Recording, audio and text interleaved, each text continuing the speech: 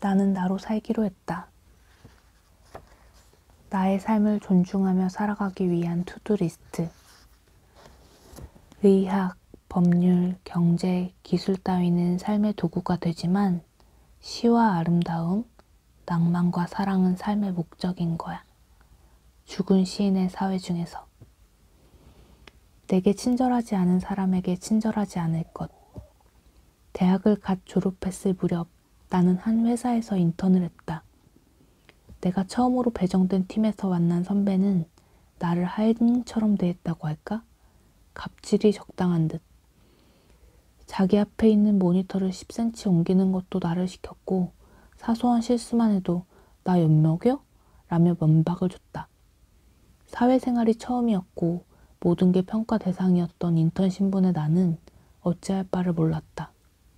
그저 이 집단의 가장 아래 놓여있다는 사실을 실감하며 고단한 미생의 시절을 보냈다. 그런데 인턴십을 마치고 한참이 지난 어느 날 잠자리에 드는데 갑자기 그 선배 생각에 분한 마음이 들었다. 생각해보면 큰 권한이 있던 것도 아닌데 대단한 권력이라도 지닌 듯 구는 그녀에게 나는 단 한 번도 꿈틀하지 못했고 그런 나의 태도는 그녀가 나를 점점 더 하대하게 만들었다. 그리고 그 순간 정말 참을 수 없었던 건 그녀가 나에게 한 행동이 아니라 그런 상황에서도 잘 보이려 애쓰며 불편한 내색 한번 하지 못한 나 자신이었다. 다른 경우긴 하지만 민주화 운동을 하다 고문을 당했던 사람들이 과거를 떠올리며 괴로워하는 이유는 그때 겪었던 고통보다도 고문하는 이들에게 잘 보이려 했던 자신의 모습이라 했다. 그것이 우리의 잘못이 아니라고 해도 사람의 자존감에 치명상을 끼치는 건 부당한 대우 자체보다 부당한 대우에 굴복한 자기 자신인 거다. 그러니 우리에게 친절하지 않은 이에게, 우리를 존중하지 않는 이에게 친절하려 애쓰지 말아야 한다. 정중함으로 맞서되 그들에게 비굴해지지는 말자. 상황은 바꿀 수 없을지라도 저열한 인간들로부터 스스로의 존엄함을 지키기 위하여 우리에게 최소한의 저항이 필요하다. 갑의 무례함에 용기를 주는 건 그들의 지위가 아닌 을의 무력한 친절이다. 비참해지려 애쓰지 않을 것. 인스타그램에 처음 입성했을 무렵 랜덤으로 올라오는 피드에서 약간의 과정을 보태 허리까지가 가슴인 엄청난 글래머의 사진을 보았다. 그녀의 인스타그램에 들어가 보니 말로만 듣던 럭셔리 SNS였다. 예쁘고 몸매 좋고 명품을 휘감고 늘 해외여행 중인 여자. 하지만 나에게 문화 충격을 준 것은 나와 다른 그녀의 삶이 아니라 그녀의 수많은 팔로워였다. 왜 이토록 많은 사람이 그녀의 삶을 들여다볼까? 궁금해하며 계속 들여다보니 문득 아침에 맛있게 먹은 삼각김밥이 처량해졌고 득템했다고 좋아한 8,900원짜리 스팽글 가방이 초라해졌다. 미디어는 너무 쉽게 타인의 삶을 훔쳐볼 수 있게 하고 옛날 같았으면 평생 모르고 살았을 이들의 완벽해 보이는 삶은 우리의 호기심을 자극한다. 그런데 과연 그 호기심은 무료일까? 자신을 비참하게 만드는 법이란 책에서는 타인의 삶을 훔쳐보며 내 삶과 비교하는 것이 자신을 비참하게 만드는 가장 쉬운 방법이라 이야기했다. 타인에게 자기 삶의 스포트라이트를 내어주곤 자신은 관객석으로 내려오는 것이다. 우리 역시 약간의 호기심을 충족하기 위해 타인의 삶을 구경하고 그 대가로 비참함을 지불하고 있었는지 모른다. 하지만 그렇게 충족된 호기심으론 어떤 것도 얻을 수 없다. 그 에너지와 호기심은 어디까지나 자신의 삶을 돌보는 데 사용돼야 한다. 그러니 타인의 삶에 기꺼이 친구는 되어주되 관객은 되지 말자. 몇 장의 사진으로 요약된 그들의 삶보다 우리에겐 우리의 삶이 더 소중하다. 부디 비참해지려 애쓰지 말자.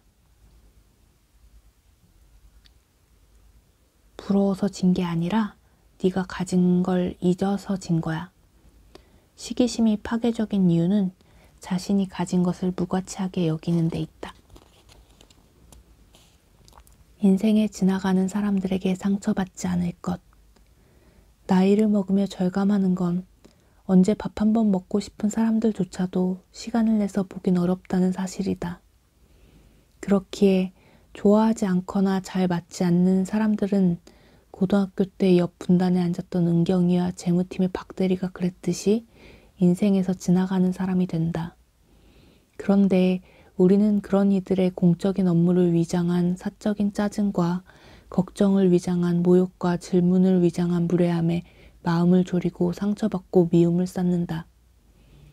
하지만 월급의 2배짜리 명품백만이 낭비가 아니고 연예인 걱정만이 낭비가 아니다. 우리 삶에서 곧 사라질 존재들에게 마음의 에너지를 쏟는 건 역시 감정의 낭비다. 지나갈 인연을 붙잡아 악연으로 만들 필요는 없다. 그만두면 끝일 회사 상사에게, 어쩌다 마주치는 애정 없는 친척에게, 웃으면서 열받게 하는 빙그레 쌍년에게, 아닌 척 머리 굴리는 동기에게, 인생에서 곧 사라질 존재들에게 더는 감정을 낭비하지 말자. 마음 졸여도 끙끙거려도 미워해도 그들은 어차피 인생에서 지나가는 사람들일 뿐이다. 인생에서 숫자를 지울 것. 인터넷에서 떠돌았던 나라별 중산층의 기준이다.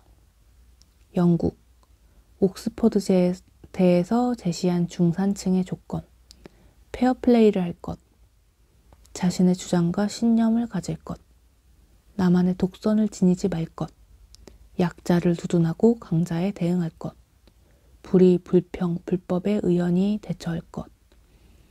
프랑스, 퐁피도 대통령이 삶의 질에서 정한 중산층의 기준. 외국어를 하나 정도 구사하여 폭넓은 세계 경험을 갖출 것. 한 가지 이상의 스포츠를 즐기거나 하나 이상의 악기를 다룰 것. 남들과 다른 맛을 낼 수 있는 별미 하나 정도는 만들어 손님을 대접할 것. 사회봉사단체에 참가하여 활동할 것. 남의 아이를 내 아이처럼 꾸짖을 수 있을 것. 대한민국.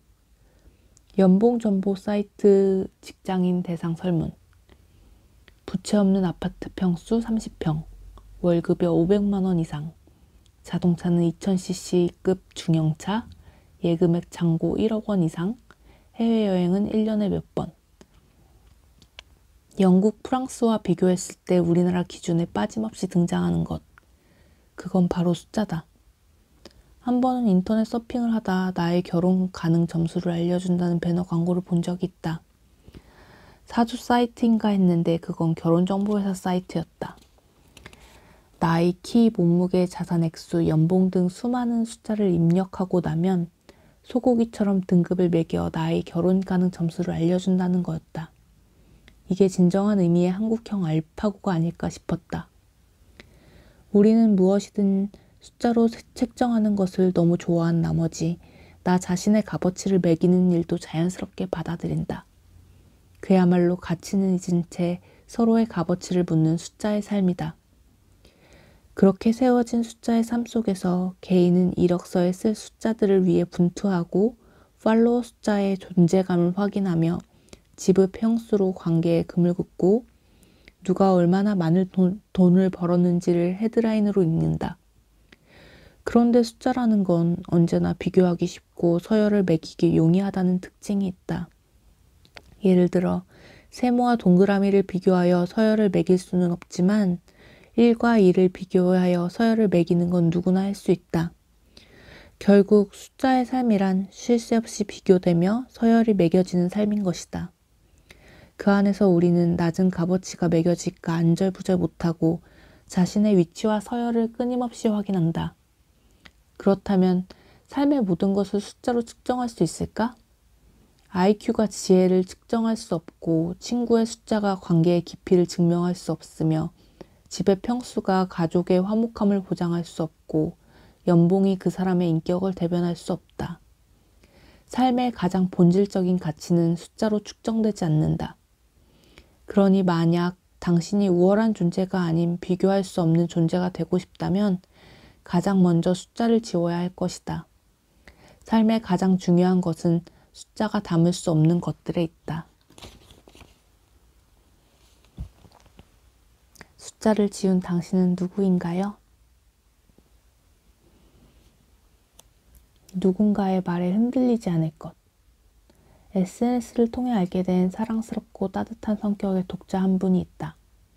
그녀에겐 사랑꾼 남자친구가 있는데 그녀는 종종 남자친구와의 일화를 SNS에 기록했고 나는 그들이 죽은 연애세포를 살려내는 사랑스러운 커플이라 생각했다. 그런데 어느 날 전혀 모르는 어떤 사람이 그녀에게 작작 좀 하라는 댓글을 남겼다. 다른 사람들 불행한 건 생각 안 하냐고. 물론 SNS에는 지나치게 과시적인 사람들이 있다. 하지만 보증하건대 그녀는 결코 그런 타입이 아니었고 자신이 느꼈던 소소한 행복을 기록했을 뿐이었다. 그 댓글을 읽은 그녀는 자신의 행복이 잘못되었는지 고민했다. 하지만 잘못은 어디까지나 그 댓글을 남긴 사람이 자신의 내면의 문제를 해결하지 못한 데 있었다.